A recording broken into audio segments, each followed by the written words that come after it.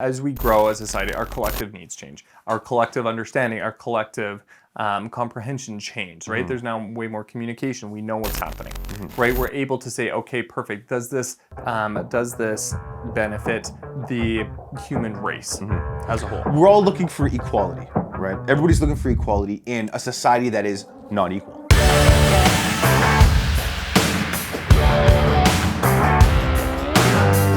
Hey guys, welcome back to the Alpha Project. I'm your host, Parnel alongside Stephen Vetter. Say what up. Parnell's been fucking yelling. I've not been yelling. I've been speaking very calmly, and you take it like I'm yelling because you're a little bitch. Your whisper decibels is, what is a high decibel? Like 90. Your whisper decibel is 100. And Scarf Boy, Devon Jones, with this, no Scarf Boy today. What's up? We have no idea what the fuck we're talking about today.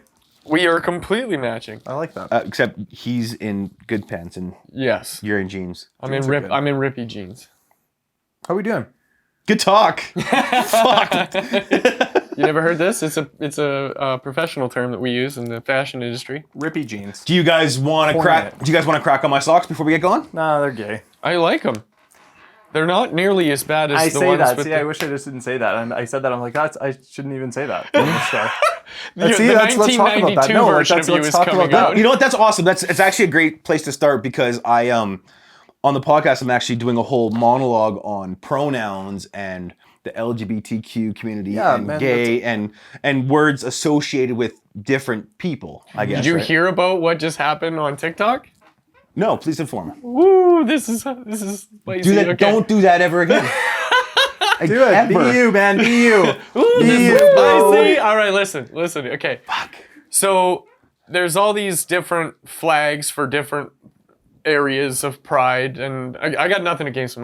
We don't have to preface that by saying that. We're fine. Okay, so all that bullshit aside, scrolling through TikTok, I see this one guy, and he's like, there's a comment, and it says something, what's up with the flag? And it's this black and orange square next to each other. And he goes, okay, so I got to explain this since we're all on this whole pronoun thing and everybody's trying to identify sexually, et cetera, et cetera. I identify as super straight. Oh yes, I saw this. I saw this. Okay, what does that mean? It's in combat to the idea that if you're a straight male who is not attracted to a transgender female, you are transphobic.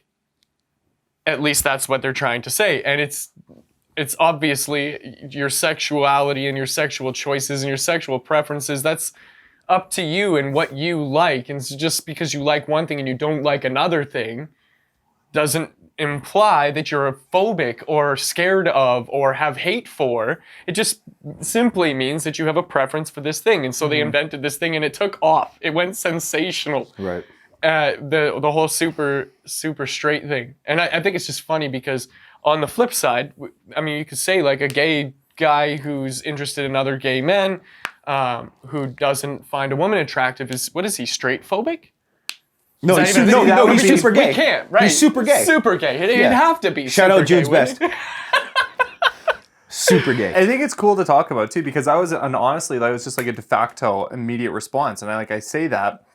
Like, your socks are gay, and I'm like thinking, man, that's not a derogatory thing at all. No, because in my head, I'm like, I'm roasting the boys. Yeah, it's how we talk. Like roasting the boys. There's and in no sense, I'm like, man, like you do you. I like stand by everybody with what they want to do. You want to be a dude and like dudes, that's great. You want to be a dude and like girls, great. You want to be a girl and like girls, great. Man, you do you. You identify however the hell you want to. I think everybody who knows me knows I'm very, very, welcoming and accommodating. And it's like, man, like people be people. Like, you do you. You do you. You know. However, like there's a lot of terms that go along with that, and I want to sort of take a step back and talk about because if we start getting into everything, we're gonna get canceled on the show because this is literally the base for my next episode on the Morning Pea. So I want to kind of keep it a little straight here. Educational, straight as in like straight laced and entertaining. Here's what I want to talk about. Why is it necessary now or a commonplace, like not necessary, but commonplace for people to say, that have to preface everything they say with, I'm fine with everything everybody says. or everybody wants to identify whoever you want, I'm fine with it before they say something. Why can't we just fucking say it? There's so much backlash now. Because that's where the world is right now, man, and it's hilarious because I see on Instagram. You know, it's social media is just a breeding grounds for creating shit. And you know, like Pepe Le Pew, like canceled, axed, and this meme was just like, oh, Pepe Le Pew's canceled, and the comment underneath was just like, man, I'm so glad Pepe Le Pew is canceled and my kids are safe now because I just watched him play Grand Theft Auto and light a hooker on fire so he didn't have to pay her. Right. And I'm glad my kids are safe. Yeah. You know, Disney Plus, they actually took the Dumbo and Peter Pan off of their children's platform because of some whatever the hell they were saying. I can't remember exactly what it was. I guess there was some Native American terms or offensive terms somewhere in there, right? But they left it on their adult platform, right? Now we all know this is just a lead into they're going to cancel the adult platform, as in they're going to cancel Peter Pan and Dumbo off the adult platform as well, right? Because we all know how it just keeps going, right? You can't just stop at one thing, right? And we live in a world where there's no censorship. Right. Listen, you remember the like 20 years of our upbringing, guys like 2 Live Crew and Eminem and whoever, like literally fought court battles to be able to perform on stage, doing their music and doing their art. Whatever you wanted to say for the sake of it being art and objective. And it's up to you to interpret that however the fuck you see fit. But I remember going through at least 2 decades of fighting to say whatever you want to say. Further to that, if we're going to start canceling shit, I think that we should start examining that on a deeper level then. What do you mean start canceling? I mean, if cancel culture's been around since being around, man. Yeah, but I totally get it. I fully understand that we're on a mission to improve humanity, and I fully support that. But we got to be really, really serious about it then. If we're going to start canceling things the way that we're canceling things now, how about encyclopedias that contain the N-word? I think we should ban all encyclopedias that contain the N-word because that's offensive and oppressive to black people. I don't even have a right to say that. That is the dumbest fucking thing I've ever heard in my fucking life. And by the way, do you understand the point that I'm trying to make here? You see it? Here's what I'm trying to say is on this show, we don't address controversy like this. We shouldn't be talking about this. I think it's important because navigating this intelligently is it's definitely important, but I cannot speak about this on this show because me just being me, will go all the way off, and I'm not sure how you guys feel about it. Can confirm. Can confirm. I think it's important to address it though, because we're at a place in history, and I mean, I'm my stance personally, Stephen Vetter's stance on it, is since we are now shifting back into a democratic U.S., which the United States rules the media world, right? Whatever's flying down there is what is okay and what isn't okay, right? Yeah. That is what it is. And I personally am not a fan of cancel culture. I'm not a fan of having to have sports teams change their name, change their franchises. I'm not a fan of canceling cartoon characters that have been around for 60 years. Before we start going into that, let's define what cancel culture is. Cancel culture is eliminating something from history. And pretending that it's not censorship. Pretending that it's not there, pretending it never happened, and pretending it's not censorship. Now, here is my issue with cancel culture, is that cancel culture eliminates the absolute history of everything. People want to cancel the word nigger. Yes, I'm going to say it because I'm half black, fuck you. People want to cancel the word nigger, but we can't even have a conversation about the word nigger because if you even say, we want to talk about the word nigger, you're going to get canceled for saying the word nigger. You understand what I'm saying? I just said it 17 fucking times, right? So be able to say, like, let's look back at it, right? Huck Finn, right? And works of stories and works of fiction like this that are being canceled that were written in a time where this language was appropriate, right? We know better now, but we learn, we grow as society. Are you canceling Van Gogh because he chopped off his ear too? Like that's violence, and how dare they assert violence on me through art? So there's certain things. This is not my point of view. Exactly. There's certain things we have to look at. Like we have to be able to have these conversations about what language is and what is offensive and why it's offensive, and not just saying we're going to get rid of it and pretend it never happened. See, right? And the part about cancel culture that really sucks is that when when somebody makes a stand, and it could just be one person, it could be 100,000 people, it could be 1 million people, whatever it is. When somebody makes a stand to say, this isn't correct, okay, cool, that's your opinion, let's analyze the situation, right? There's no analytics going on, whatever. They're just saying, is this something culturally that we need to preserve to understand the history and not fall back into this? Or is this something we can absolutely get rid of and pretend it never happened because we don't need it? And Right? that's the point of having intelligent conversations about ideas to elevate our perspectives on the world. If we're not elevating our perspectives on the world, then we're staying where we are. And I would argue we're not where we were 10, 20, 30, 40, 50 years ago. We're not in that same state of mind. And so this cancel culture as it exists now is just pure toxicity. It is the very essence of what is toxic about our newly forming culture and society. Because what it implies is that if you do something that doesn't fit inside of what I deem as appropriate, and that's arbitrary to whatever collect. If I could get subjective to everybody, 100 people, 1,000 people, 100,000 people just to agree with me because I'm loud enough to be agreed with, and people naturally tend to fall into groupthink and become a part of that, then I can lead people to do whatever the fuck I want. there's a certain person in this city that I'm not going to mention her name, but you're going to know exactly who it is. Yeah. She is a very prominent member of the Black Lives Matter movement here in Calgary. And her and I, she's blocked me on social media now. I was trying to explain to her in a very rational, very calm way about a situation that was going on. And instead of hearing what I had to say or reading what I had to say and listening and taking it in and responding that way, it was already dead set in her mind that she knew exactly what she wanted to say. She knew her goal and she was going to reach that goal no matter what. It's almost like they're not taking reason, logic, science, any kind of facts into account when they're making these determinations. And that's where my hesitation comes in to agree with anything, right? Well, not only that, you're having people agree with things simply because the majority of people are agreeing with it, right? We had this conversation about on last episode of what's true and what's false, what's right and what's wrong. There's only one right and one wrong and one truth and one false. And we have to be able to understand this, right? When you're taking the narrative of, I believe this, even though nothing backs up this statement or backs up my feelings or backs up why I want to do this, but everybody else has to come with me. And if you don't, then you're the bigot, you're the racist, you're the transphobe, whatever you want to call it. And the arguments that they use to are circular to convince you of this.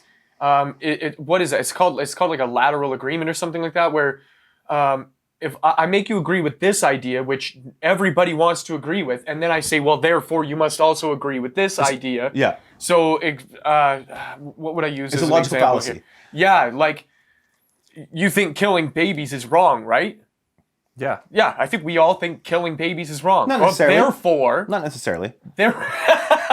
Therefore, abortion is wrong. And I have no stance on this. I'm just using it as an example in this conversation to say, if I can get you to agree with this thing, and then somehow tie it to this thing, then it just absolutely, completely makes sense for you to agree with this other thing, because our logical mind wants to follow a train of thought that makes sense, and so we tend to be more agreeable when things are framed that way. Okay, so how do we get from let's get off this topic a little bit. How do we get from where we are thinking about things and trying to equate one with the other, a false equivalency? That's what it is.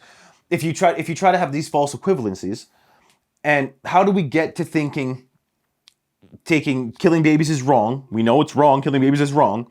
How do we get from that point to saying, what are the actual reasons for abortion? And should this happen? Right. There needs to be discussion. See, the problem is we're not having these conversations. Well, I mean, we are, but the general public aren't having these conversations. And because they're difficult to have. And they're difficult to have. And if you start having these conversations and people start feeling a way about it, people will get into their emotions and get into their feelings instead of actually sitting back and being rational and having a conversation, right? And then people will start to get loud. And like you said, the loudest people will usually win an argument. I've won many an argument when I knew I was wrong because I was the loudest. I've literally said to people, I can argue any side of any topic and I can win. Why? Because I'm very abrupt. I'm very loud, and I can be very convincing, and I can convince you that I believe it, even if I don't. And now it becomes a higher level, like ethical decision. It Right. becomes an ethical quest for what is the most right in any given situation, what serves the most, what is the most beneficial.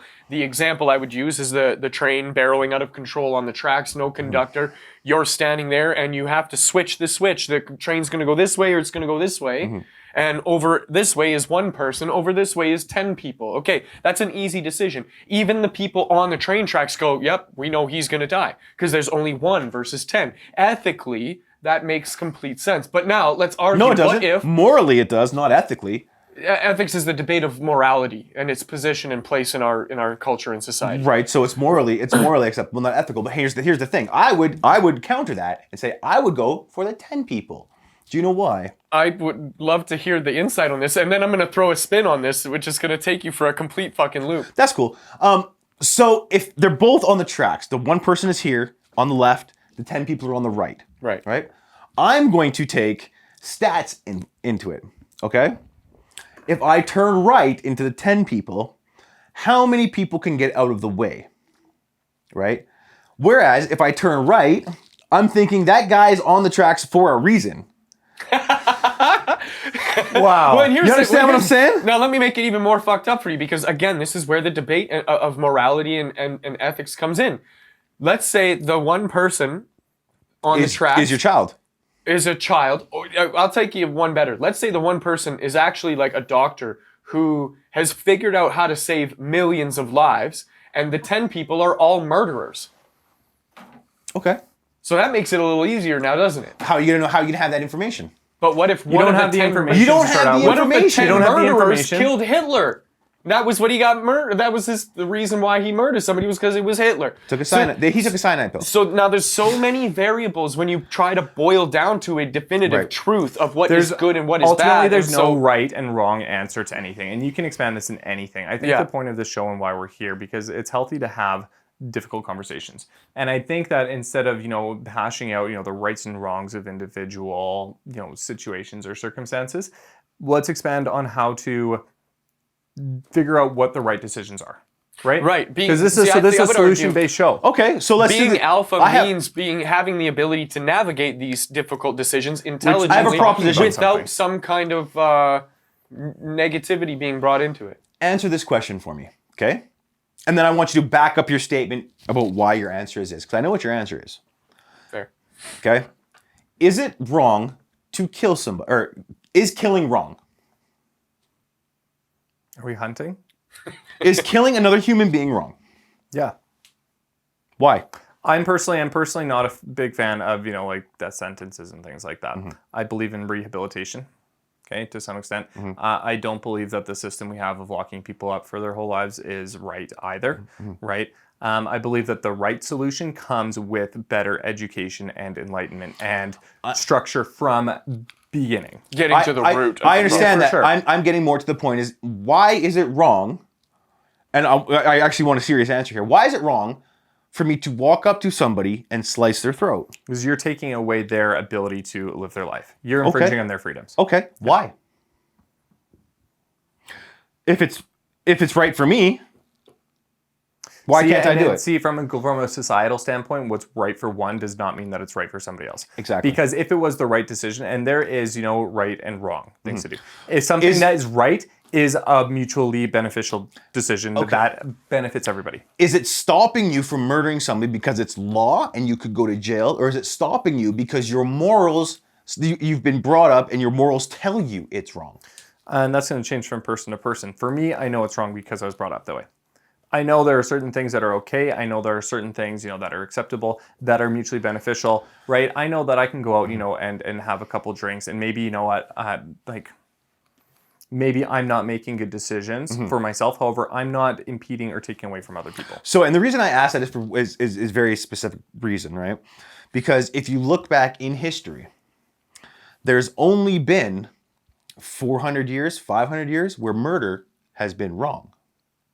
right? And we grow as a has society. been incorrect. We grow as humans. We grow with our knowledge Right, base. because it used to be survival. It used to be based. survival. So if Right. somebody comes into my cave, I'm going to kill him or else he's going to kill me, right? So the purpose of that is to say that we've grown as humans. We've grown as philosophically. We've grown intellectually. Our brains have gotten bigger. Our physical capabilities have gotten more narrow.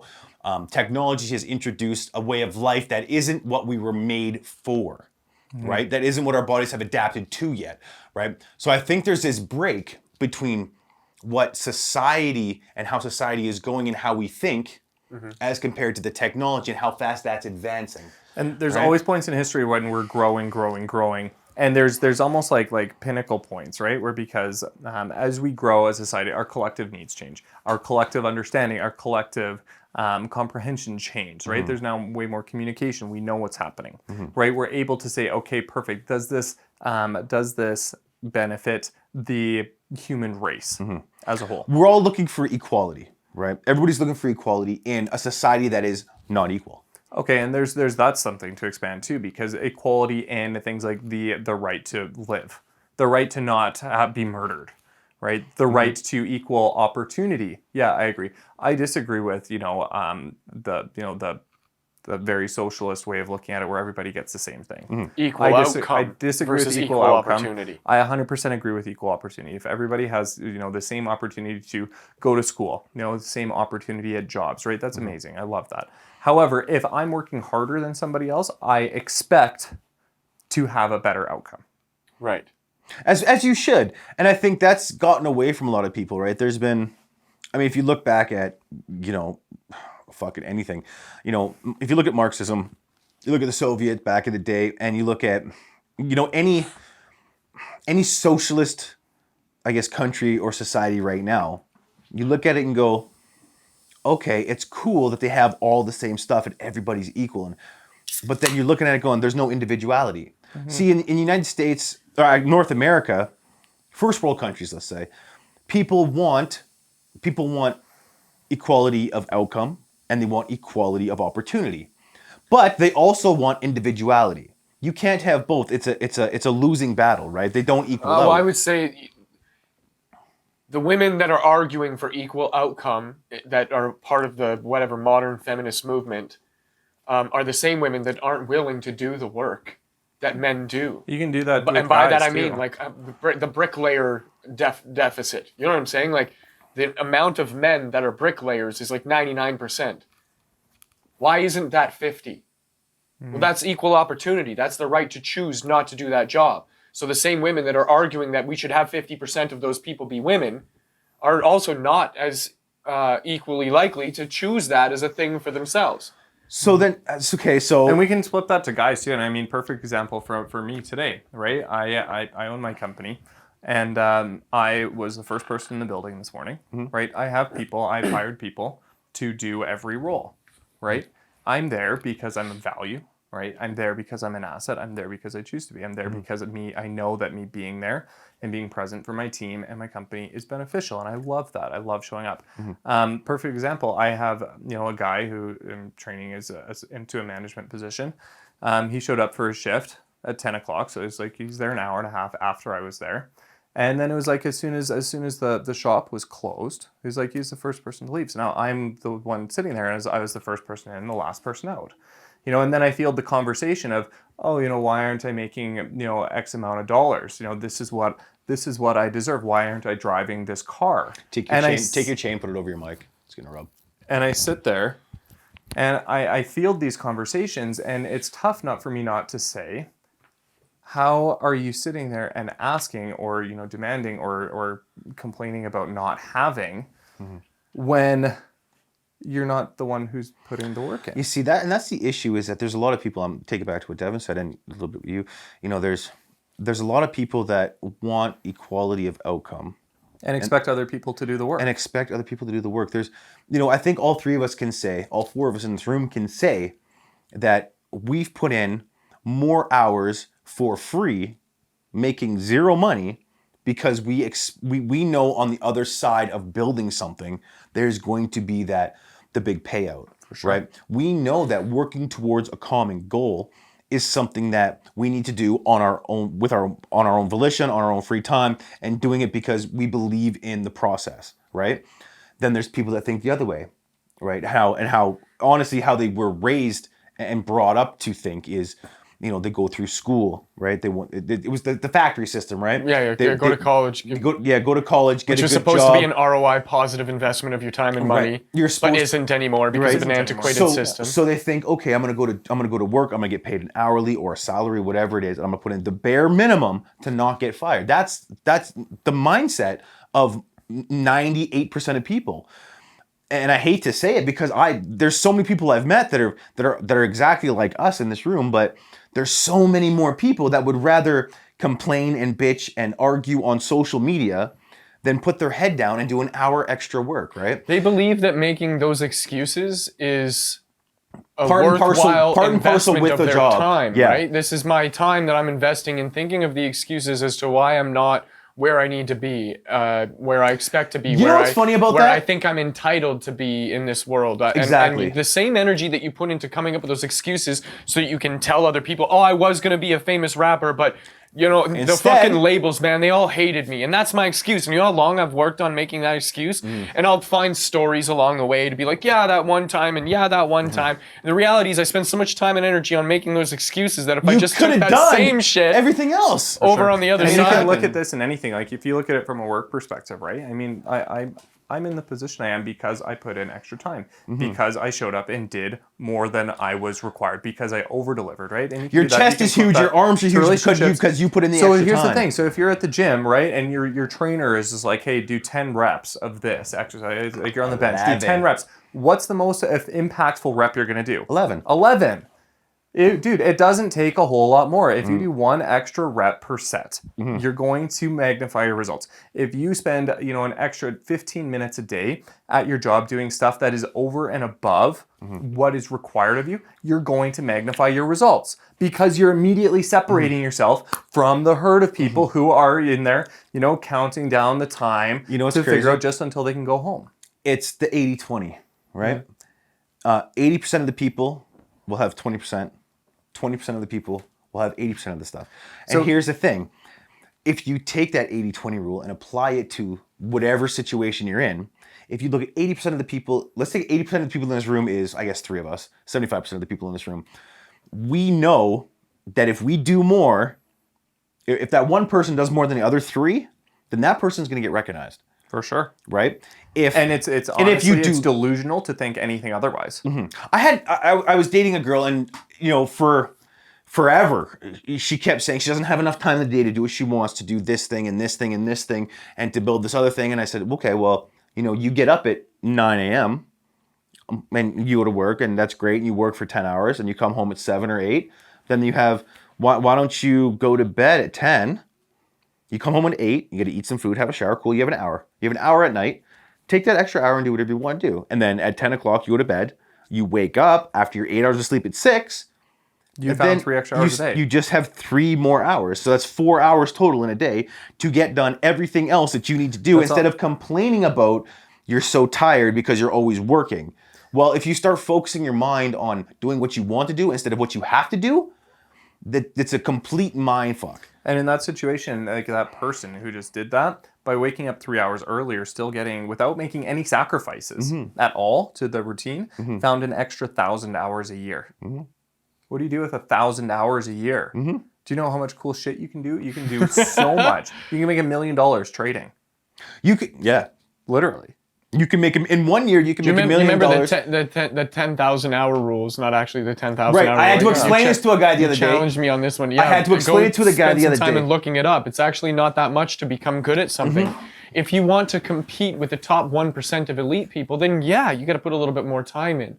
But that's the top 1%. If you just want to be proficient at something, enough that you can manage it, it actually only takes about 30 hours to accomplish You can be an expert, not a master. Right. In how many hours? About 30 hours, I think, is what the... I think said it's 100. less than that. I think it's more than that. I think it's I would be surprised if it was less than that. Yeah, I think it has to be around 100. Because there's certain scales. I mean, like I love playing guitar, and I'm like, I can now play, an hour to 2 hours maybe a week, and I can not regress So Well, it I might got a not be question. progressing. I don't think. I Have you look back learned when how I to was play learning. just the 8 basic chords? Oh yeah, C, D, E, F, G, A, B. for sure. Okay, so That honestly, now listening to that, I learned that in 4 hours. and with that information, Yeah. You can there's- play there's- 80%. Yeah, there's about 1 million songs that you could actually play. Now there are some variances to that. If you want to learn a minor scale, major scale, sevenths, ninths, sharps, flats, all that other shit. There's all the other elements involved in that, and that's not completely necessary for you to be proficient enough at something To be better than 80% of And the to be here's- people. better I get than it. I 80% get of it. it. You Well, see what that's I'm cool. saying? So And it that- doesn't take long. And then that skill is easily transferable over to piano sure. or over to Right. bass. So if you or wanted over to to run a violin, company- there's a lot of things. If you want to run a company, You'll learn how to do sales. Yeah. Learn how to manage yourself. Learn how to Learn figure bookkeeping. out how to deliver some shit. Learn Figure how- out a little bit of easy grade 4 math. learn how to manage people. Combine these elements, and now you have something. Now, what's really cool is once you understand these elements, all you got to do is replace yourself. So if you're spending your time packing shit to ship it out to people, replace yourself. Now you can focus on acquiring more customers. If you're spending too much time on the phone selling shit, replace yourself. Find somebody to do that. So now you can do a little bit more in the R&D.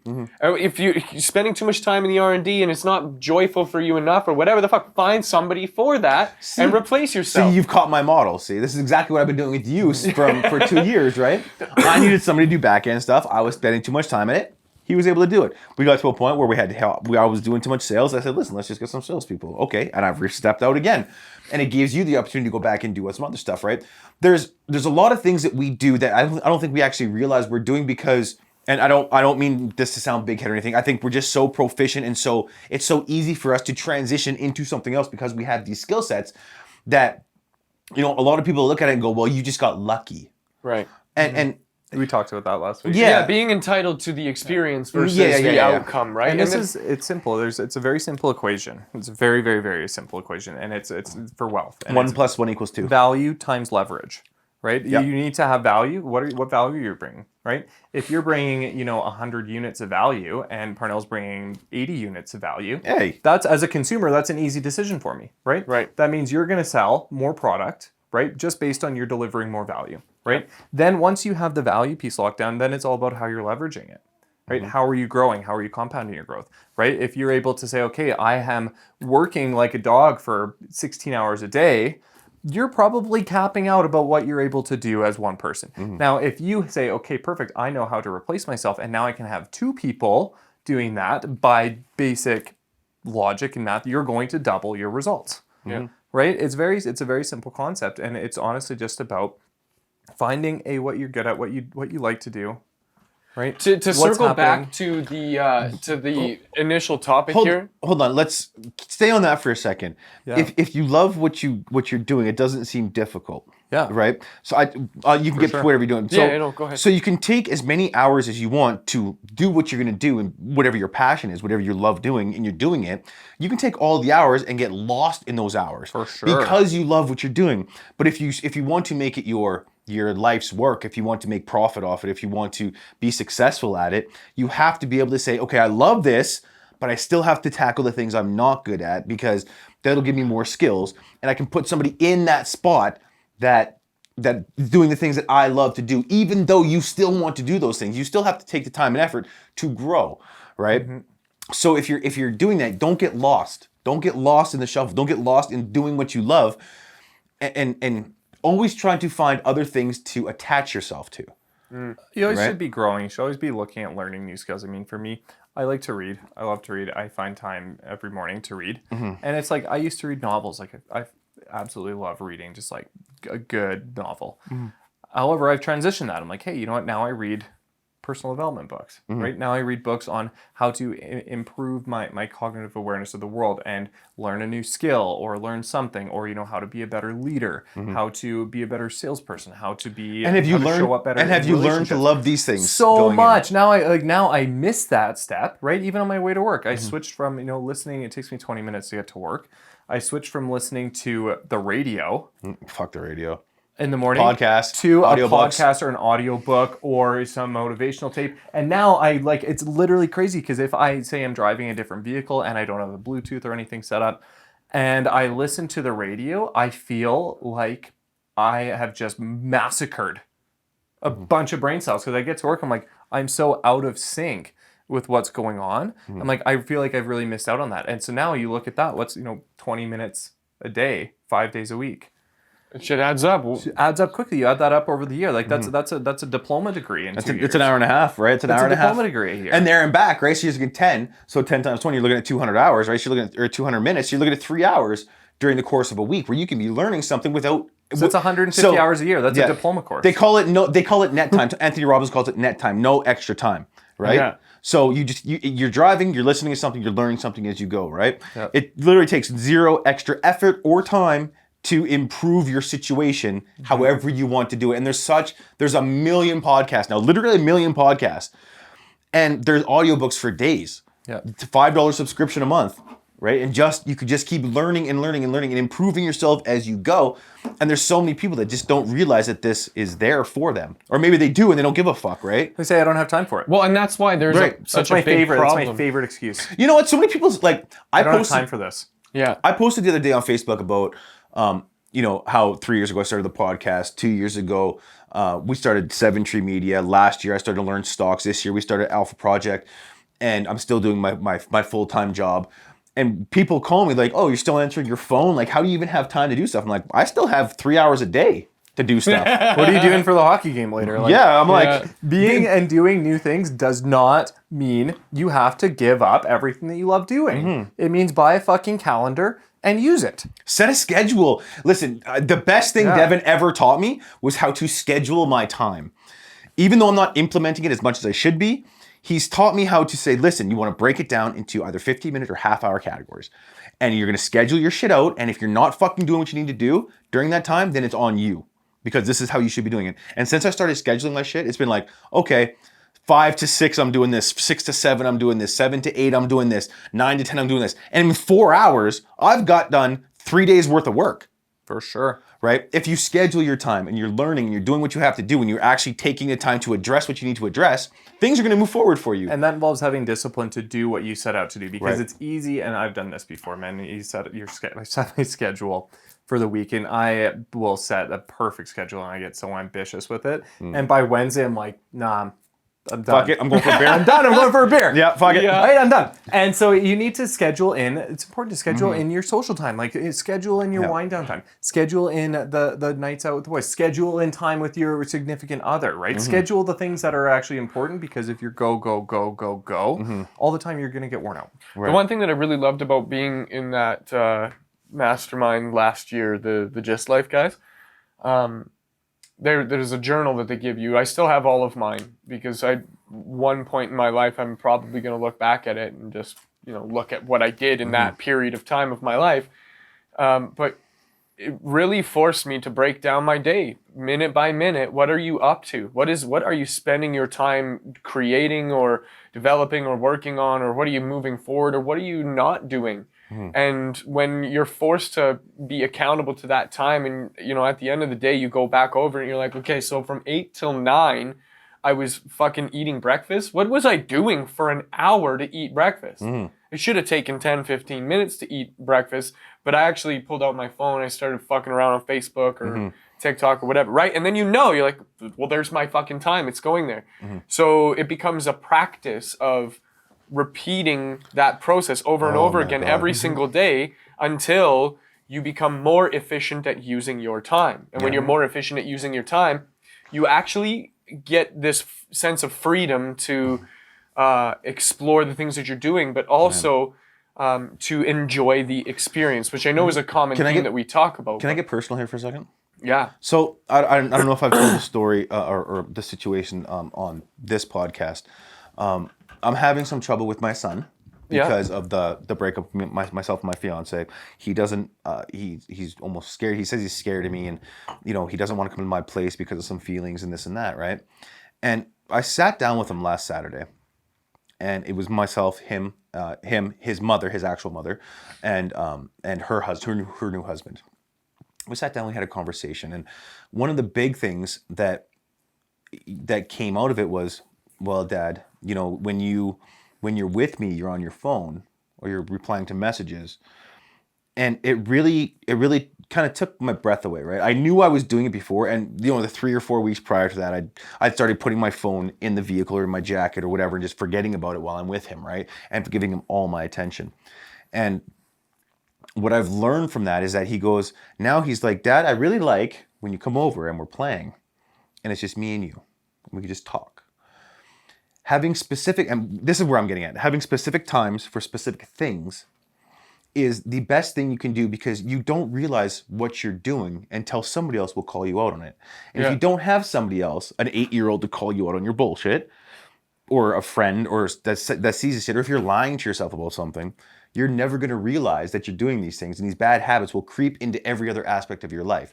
I've now learned that I was on social media probably 7-8 hours a day. Which is honestly not uncommon. Right? And so when I look at that, like, let's say I'm spending time at home, right? And I just want to be present in the moment, right? My phone's down. I'm not with it, right?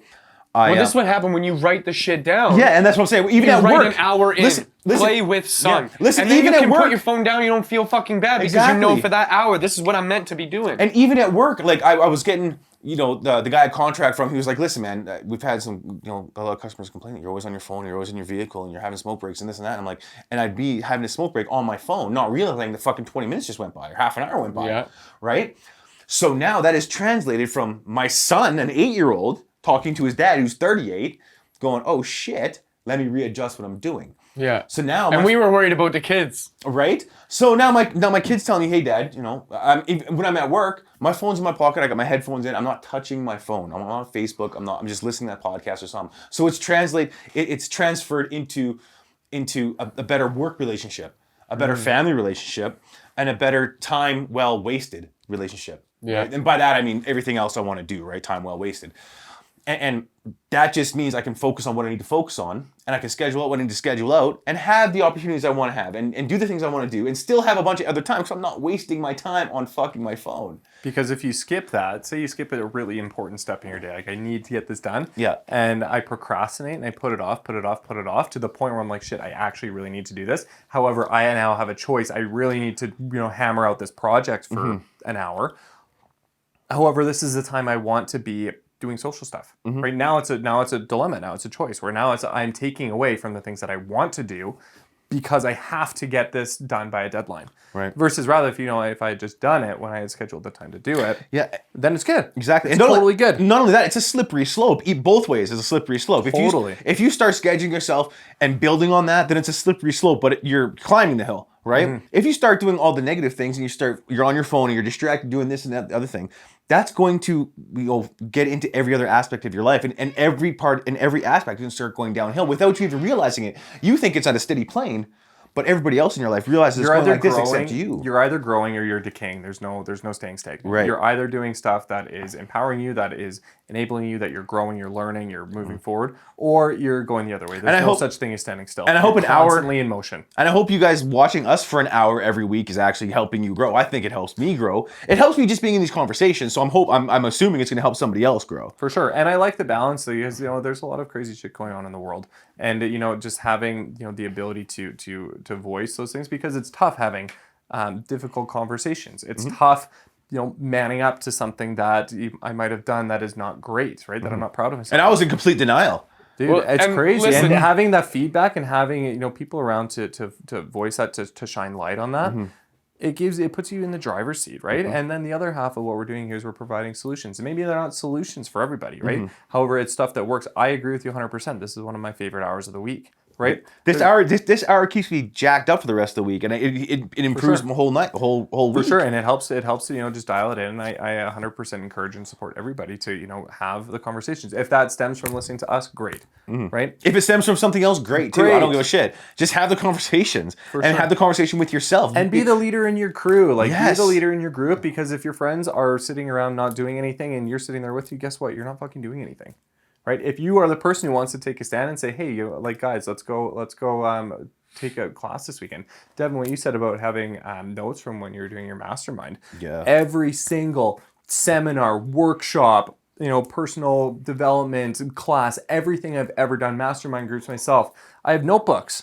Oh, I know. I'll go back and read them. I'm the worst person ever. Bro, and I'll go back and read them. And every time I flip through them, it's like a trip down memory lane, and I can feel how pumped up I was going through this seminar, right? And you can feel that, and I'm reading, I'm like, man, there's a bunch of really good shit in here. And sometimes I'll have taken notes that at the time weren't very relevant, right? They didn't really apply to what I was doing, and now I'll read through it, and I'm like, man, this class that I did 5 years ago is very relevant to what I'm going through right now. It makes a huge difference having it. Huge difference. Taking it from somewhere else and then making it your own, and you don't write down exactly what's happening or what somebody says or anything like that. I've watched about 20 YouTube videos so far in the last 2 weeks, all in and around stocks and investing, because it's a big thing that I want to get into.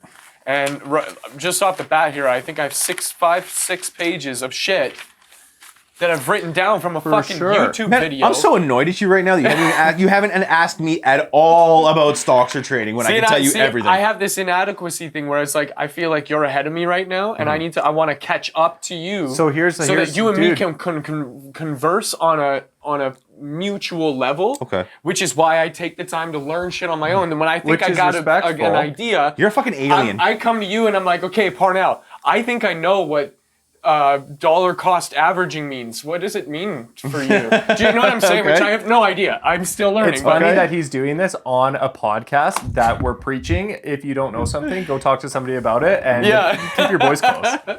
Hilarious, right? Well, but see, here's the thing is I like to find multiple sources of input. If I only relied on Parnel, I risk... Exactly. And I 100% agree with you, right? I was having this conversation with actually I was at his place working today, a gentleman I know. And he was saying, you know what, man, when somebody tells me something, because we're both doing this kind of same, not master class, but same learning academy.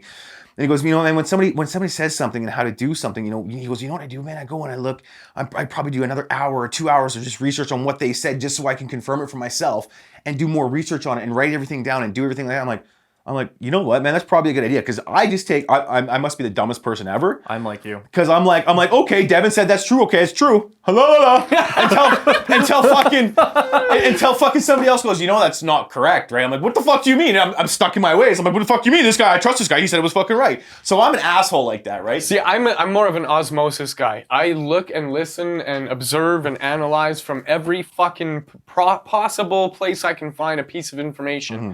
And I think it's all bullshit. Right. I think every single thing anybody ever tells me is a bunch of bullshit. Now here's what ends up happening when I have that mentality and then I absorb everything. What I actually start finding is that there's some commonalities. There's some mutual threads that happen between the things that you told me, the things my dad told me, the things my brother told me, the thing that doofus on fucking YouTube told me.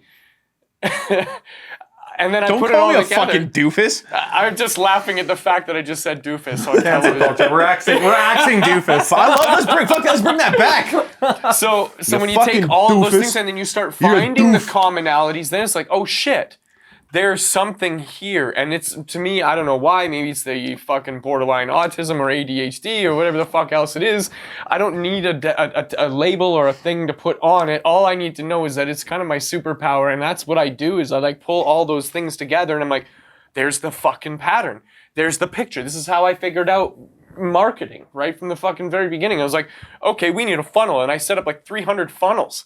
And not a fucking single one of them worked. Like, I was like, what's going on here? Mm-hmm. And then it was like, oh, well, you need people to come to the funnel, idiot. And I was like, oh, well, fuck, now what? Mm-hmm. So then I got to learn a million other things. And then before I know it, you know, I'm well-versed in a lot of really fucking key parts of what makes a successful marketing campaign through that, like, osmosis of, like, absorbing everything. Just trying to get as much information as possible in, right? See, I do this thing, and I honestly shouldn't do it, and I know I shouldn't do it, so I know you guys are going to rag on me for it.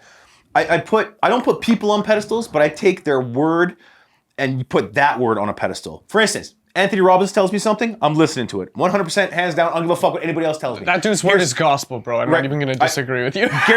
Gary Vaynerchuk tells me something, I'm going to fucking do it, right? Steven Vetter tells me something, I'm going to fucking do it, right? Here's the reason why. Because they've achieved a level of success in their category or in their field that is enviable to everybody. They are the top of the top. They don't give a fuck what you think because they're going to tell you how they got to where they are. Yeah. We can model that success, right? If I want to accomplish some things that Tony Robbins has done and some things that Gary Vaynerchuk has done and some things that Steven Vetter has done and some things that Justin Clee has done and some things that Devon Jones has done, I'm going to model what those guys have done and the steps they've taken so that I can achieve those goals as well. Yeah. Now I can't achieve everything they've achieved, right? But I can take 60, 70, 80% of that and make my own path. Right. And isn't that the fucking point? Is you're on your own path. You're set to experience your own experiences. The one thing that I think is super important for everybody to understand, especially considering the idea that this is all kind of stemmed from cancel culture, is there is a practical application for that. The practical application for cancel culture is for us to acknowledge collectively the things that aren't serving society, our culture, and who we are. We recognize those things and then we adjust course. The problem that I find with the cancel culture and it being so toxic is that can literally fucking ruin somebody's life. And I'm going to use a personal example of this. Let me just cut you off for 2 seconds here. Yeah. And the reason it can hurt somebody's life, it can cancel somebody's life, is because the people that are canceling other people haven't made a way in life at all. They haven't found their niche. They haven't done anything of significance to warrant them canceling somebody and other people to follow. Right. Right? They're modeling somebody that has literally done nothing besides what you've done. Right. You know what I mean? So let's use this as an example. And I'm going to preface this with this one question because I think it's super important for everybody to understand where I'm coming from when I say this. If you're a gay person and I told you that wasn't right and you must only sleep with females or only sleep with males, your opposite sex, is that right or wrong? If I'm gay? Yeah, if you're gay and I told you can only sleep with females. Sir, you are incorrect. Okay, so on that premise, I'm going to ask you something else. If you're running a business and you're doing something, can I tell you how to do it? Can I tell you what to do, what you should or shouldn't do with that business? No, it's my business. Fuck you. Okay, so now we understand those two things. Let's go through this. So on Facebook, I saw somebody shared a post about a photographer who was solicited by a gay couple who were going to have a gay marriage and they wanted her photography because they liked her, whatever reason. She politely declined and said, "I'm sorry, I don't do gay weddings." Now, when you read the email, if you read it angry, it might sound angry. If you read it politely, it might sound politely. My argument that I'm making is that she took the steps to say, listen, I don't do that. I'm not comfortable with it. And it doesn't matter what the fuck her reason is. It could be religious. It could be personal. It doesn't fucking matter. I can't be made to do something that I don't want to do. Just like anybody else. She can't be made to do something that she doesn't want to do. Now, here's what happens. Cancel culture steps in and starts sharing this and saying that she's a fucking bigot or whatever. And essentially trying to ruin her business, her livelihood, the thing that supports her family.